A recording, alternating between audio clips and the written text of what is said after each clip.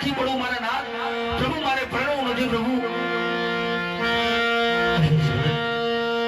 આજે તમને એટલા મહિનામાં સદાય તમે મહિનાને એમની ભગત માટે તમારી ભક્તિથી આજે હું ઘણો પ્રસન્ન છું ભગત. કોઈ વચન માંગી લો ભગત, કોઈ સત વચન માંગી લો. અરે પ્રભુ, હે મારા નાથ, પ્રભુ મારે માંગી તો બીજું શું માંગુ પ્રભુ? પણ હે પ્રભુ, તમે મને દર્શન દીધા હોય તો મારી જિંદગીનો એવો ઉદ્ધાર કરી દો પ્રભુ, જેથી કરી મારું નામ અમર થઈ જાય પ્રભુ.